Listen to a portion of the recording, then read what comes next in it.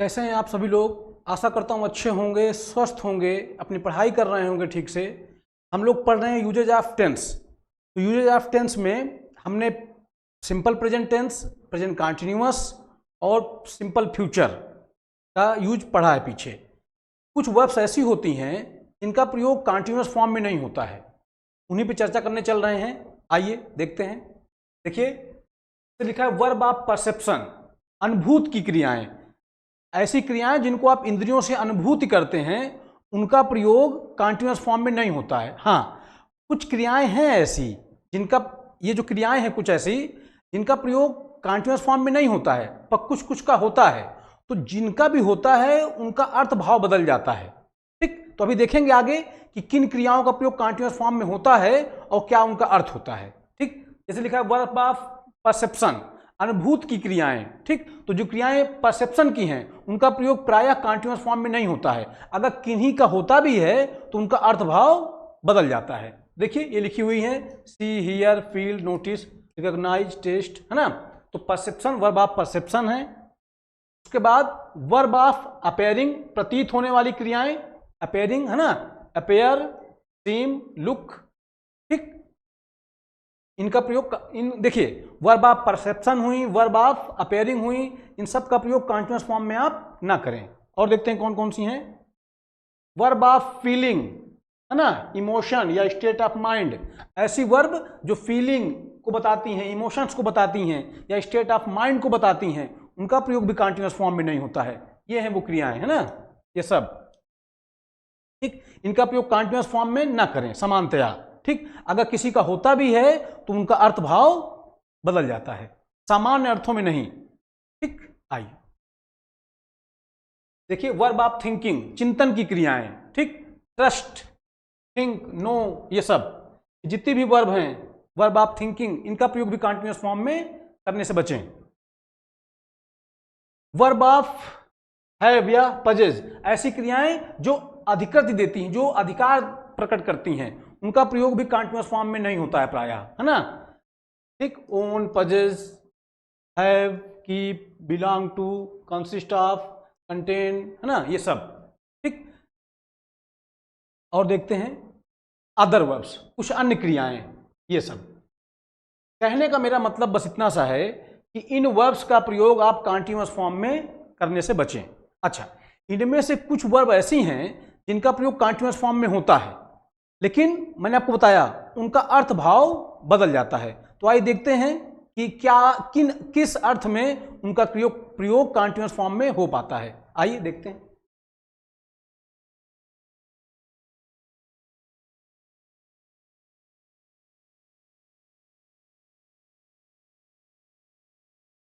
देखिए बताता हूं आपको।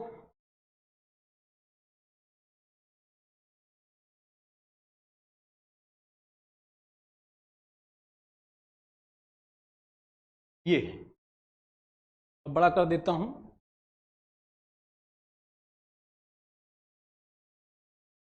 देखिए ये ना, निम्नलिखित वर्ब्स का प्रयोग कंटीन्यूअस टेंस में समानतया नहीं किया जाता है। ये वो वर्ब्स हैं जो पीछे मैंने आपको दिखाई, ये सब, है ना, ये सब। इन वर्ब्स का प्रयोग आप कंटीन्यूअस फॉर्म में ना करें। अच्छा, इनमें से कुछ क्रियाओं का प्रयोग कंटीन्यूअस फॉर्म में होता है तो उनका अर्थ बदल जाता है, मैंने ऐसे बताया। आइए किनका किनका हो जाता है कंटीन्यूअस फॉर्म में प्रयोग और किन अर्थों में होता है उसी को हम जान लेते हैं। जैसे लिखा है सी।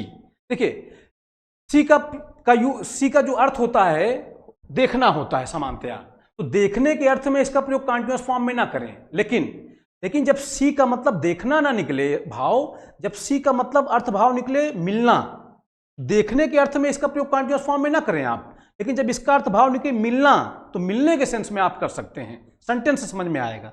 जैसे देखिए लिखा है सी का प्रयोग समानतया देखने के अर्थ में होता है, इस अर्थ में इसका प्रयोग कंटीन्यूअस टेंस में नहीं होता है, किंतु जब सी का अर्थ मिलना होता है तो इसका प्रयोग कंटीन्यूअस टेंस में किया जा सकता है। ठीक, जैसे लिखा है we are seeing with our eyes. अब यहां देखने के अर्थ में है तो ये सेंटेंस गलत है ना, इसको हम लिखेंगे we see with our eyes.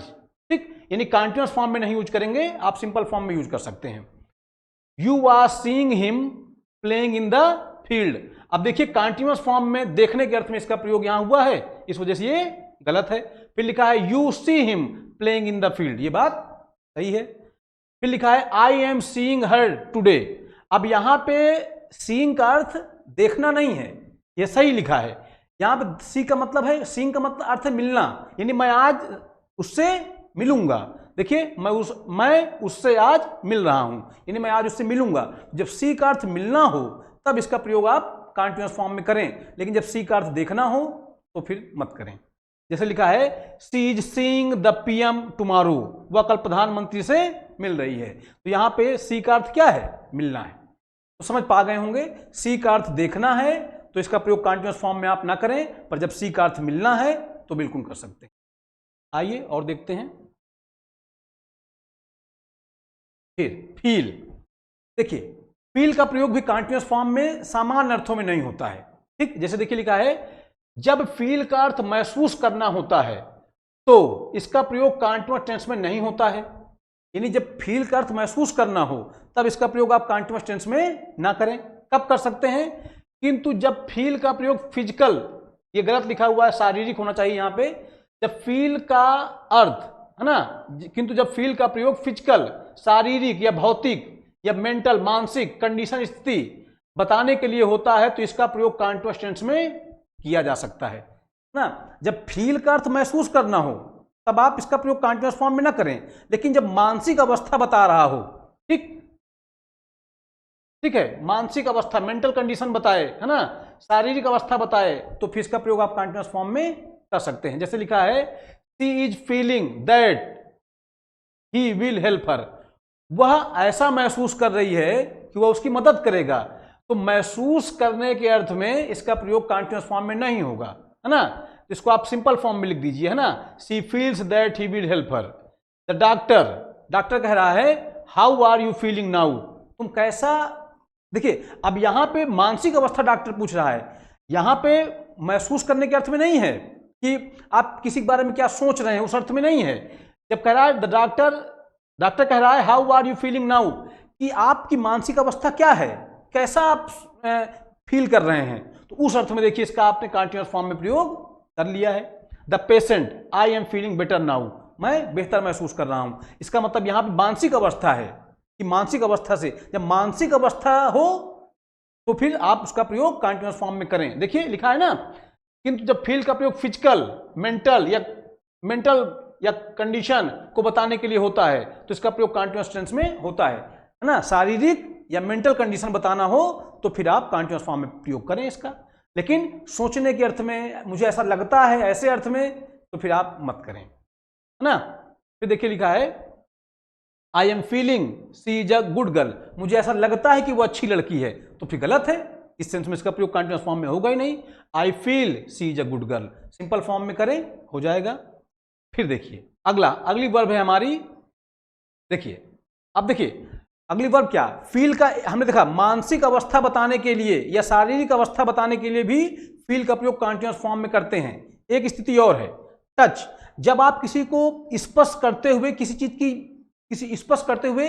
की जांच करते हैं, इस अर्थ में भी फील का प्रयोग कंटीन्यूअस फॉर्म में हो जाता है।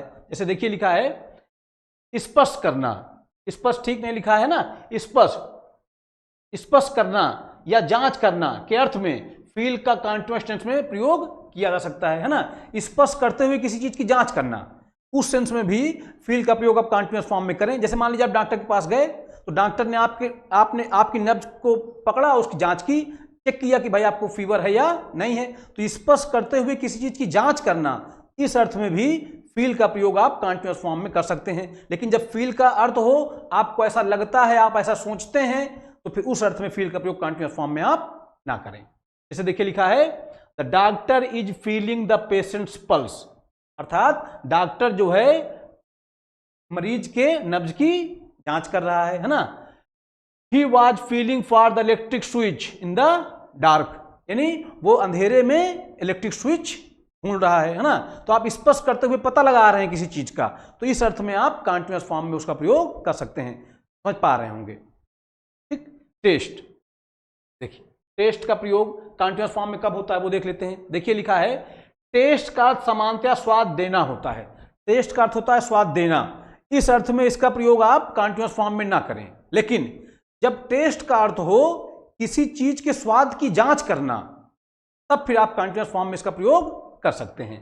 देखिए लिखा है टेस्ट का अर्थ सामान्यतः स्वाद देना होता है, इस अर्थ में इसका प्रयोग कंटीन्यूअस टेंस में नहीं होता है। किंतु जब टेस्ट का अर्थ किसी चीज के स्वाद की जांच करना होता है तो इसका प्रयोग कंटीन्यूअस टेंस में किया जा सकता है।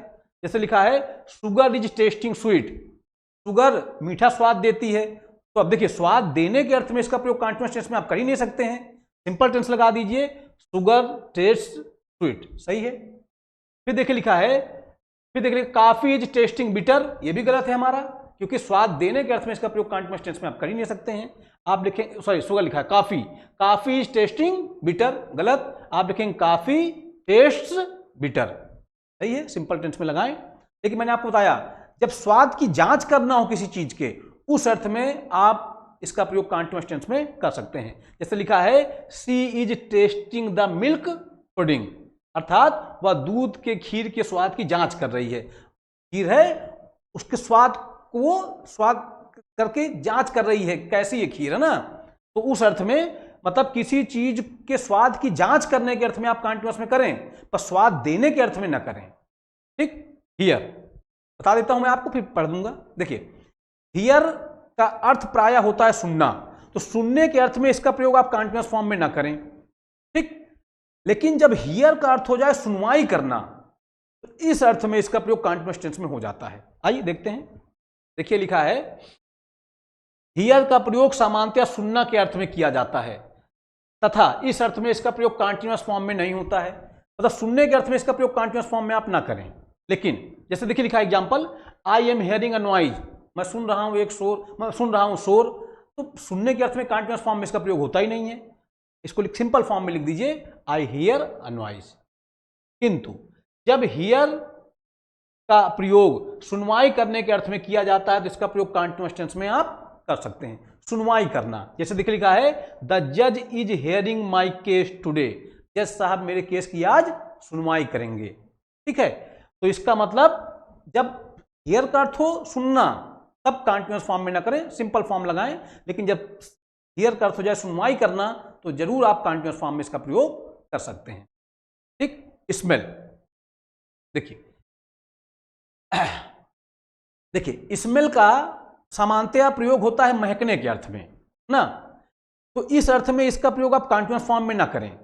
ठीक है, लेकिन जब स्मेल का प्रयोग हो जाए कि आप किसी चीज को सूंघ रहे हैं नाक से, तो उस अर्थ में आप इसका प्रयोग कंटीन्यूअस फॉर्म में कर सकते हैं। देखिए स्मेल का जब अर्थ हो महकना तो फिर आप बिल्कुल कंटीन्यूअस फॉर्म में इसका प्रयोग ना करें। लेकिन जब स्मेल का अर्थ हो जाए किसी चीज को सूंघना, ठीक, तो फिर आप इसका प्रयोग कंटीन्यूअस फॉर्म में प्रयोग करें। ठीक, जैसे गुलाब है महक रहा है तो आप बिल्कुल नहीं लिख सकते हैं the rose is smelling sweet, गलत, आप लिखेंगे द रोज स्मेल्स स्वीट। लेकिन अगर उसी गुलाब को आप सूंघ रहे हैं तब फिर आप कंटीन्यूअस फॉर्म में इसका प्रयोग कर सकते हैं। आइए देखते हैं। देखिए स्मेल का प्रयोग सामान्यतः महकने के अर्थ में किया जाता है ना, तथा इस अर्थ में इसका प्रयोग कंटीन्यूअस टेंस में आप ना करें। The rose is smelling sweet, गलत, आप लिखेंगे द रोज स्मेल्स स्वीट, सही है। फिर देख लिखा है किंतु जब स्मेल का प्रयोग नाक से हवा खींचने या सूंघने के अर्थ में होता है तो अब इसका प्रयोग कंटीन्यूअस टेंस में किया जा सकता है।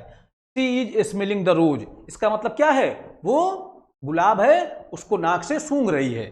ठीक, तो फिर उस अर्थ में आप इसका कंटीन्यूअस फॉर्म में प्रयोग करें। लेकिन जब स्मेल का अर्थ हो महकना तब इसका प्रयोग आप कंटीन्यूअस फॉर्म में बिल्कुल ना करें। अपेयर, देखिए लिखा है अपेयर का प्रयोग जब प्रतीत होना के अर्थ में होता है तो इसका प्रयोग आप कंटीन्यूअस फॉर्म में ना करें। देखिए जब अपेयर का अर्थ हो प्रतीत होना तो इस अर्थ में आप बिल्कुल भी कंटीन्यूअस फॉर्म में इसका प्रयोग ना करें। ठीक, जैसे लिखा है it is appearing to me, मुझे ऐसा प्रतीत हो रहा है that she will get success, कि वो सफलता पा जाएगी।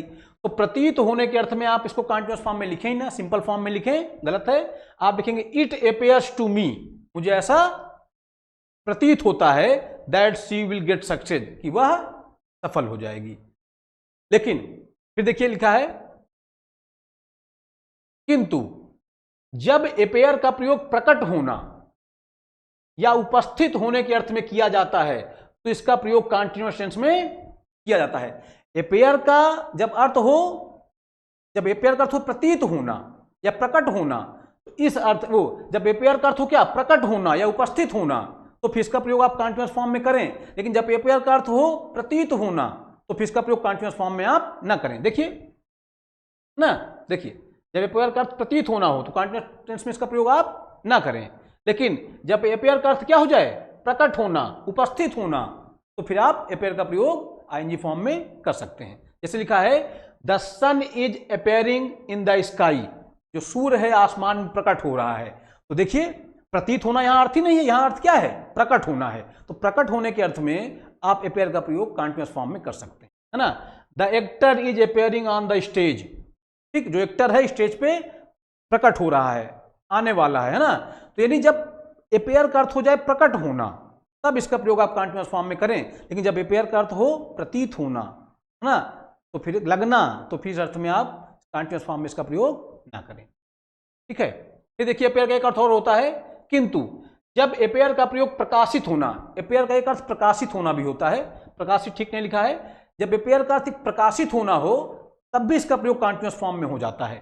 देखिए लिखा है किंतु जब अपेयर का प्रयोग प्रकाशित होना, टू बी पब्लिश्ड के अर्थ में होता है, तब इसका प्रयोग कंटीन्यूअस टेंस में किया जा सकता है। जैसे लिखा है my book is appearing next month, अर्थात मेरी किताब अगले महीने प्रकाशित होगी, है ना, या प्रकाशित हो रही है। तो इसका मतलब जब इसका अर्थ हो जाए प्रकट होना, अपेयर का अर्थ हो जाए प्रकट होना, ठीक, उपस्थित होना, तब कंटीन्यूअस टेंस में इसका प्रयोग करें आप। जब इसका अर्थ हो जाए प्रकाशित होना तब कंटीन्यूअस टेंस में प्रयोग करें। लेकिन जब अपेयर का अर्थ हो प्रतीत होना, लगना, तब इस अर्थ में इसका आप कंटीन्यूअस में प्रयोग ना करें, तब सिंपल टेंस लगा दें, ठीक। आइए आगे देखते हैं।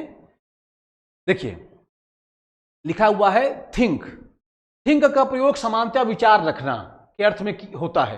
देखिए थिंक का अर्थ प्रायः होता है विचार रखना, तो इस अर्थ में इसका प्रयोग आप कंटीन्यूअस टेंस में बिल्कुल ना करें, ठीक। इस अर्थ में इसका प्रयोग कंटीन्यूअस टेंस में नहीं होता है। I am thinking you are right, मेरा ऐसा विचार है कि तुम सही हो। तो अब इस अर्थ में, विचार रखने के अर्थ में आप कंटीन्यूअस टेंस में इसका प्रयोग कर ही नहीं सकते हैं। इसको आप सिंपल में लिख दीजिए I think you are right, है ना। I am thinking you should go there, है ना, मेरे विचार से तुमको वहां जाना चाहिए, तो गलत है ना। विचार रखने के अर्थ में आप कंटीन्यूअस फॉर्म में इसका प्रयोग कर ही नहीं सकते हैं, है ना। आप इसको सिंपल फॉर्म में लिखें I think you should go there, है ना। किंतु जब थिंक का प्रयोग किसी संभावित चीज पर विचार करना हो, मैं आपको समझा रहा हूं, सामान्यतया किसी चीज पर विचार करना हो, थिंक का मतलब होता है किसी चीज पर विचार करना। तो जब विचार करने के अर्थ में, सामान्य विचार करने के अर्थ में इसका प्रयोग करेंगे आप, तब कंटीन्यूअस टेंस में ना करें। लेकिन अगर किसी विशेष चीज पे आप विचार कर रहे हैं तब इसका प्रयोग जरूर कंटीन्यूअस टेंस में प्रयोग कर सकते हैं। विशेष चीज का मतलब जैसे मैंने कहा कि मैं सोच रहा हूं अपने गांव चला जाऊं, है ना, तो ये मैं विशेष चीज विचार कर रहा हूं, गांव जाने के लिए मैं सोच रहा हूं, विचार कर रहा हूं, तो फिर इस अर्थ में मैं जरूर इसका प्रयोग कंटीन्यूअस फॉर्म में कर पाऊंगा। आइए देखते हैं। देखिए लिखा है किंतु जब थिंक का प्रयोग किसी संभावित चीज पर विचार करना के अर्थ में किया जाता है तब इसका प्रयोग कंटीन्यूअस टेंस में किया जा सकता है। जैसे लिखा है I am thinking to help the poor students, है ना, मैं एक विशेष चीज पर विचार कर रहा हूं, क्या, कि गरीब विद्यार्थियों की मदद करूं। She is thinking to go to her village, वह विचार कर रही है अपने गांव जाने के लिए। तो किसी विशेष चीज पे विचार करना हो तो आप जरूर जो है इसका प्रयोग कंटीन्यूअस फॉर्म में कर लें। लेकिन सामान्य विचार रखने के अर्थ में, सामान्य बातचीत में इसका प्रयोग आप कंटीन्यूअस टेंस में बिल्कुल ना करें, है ना।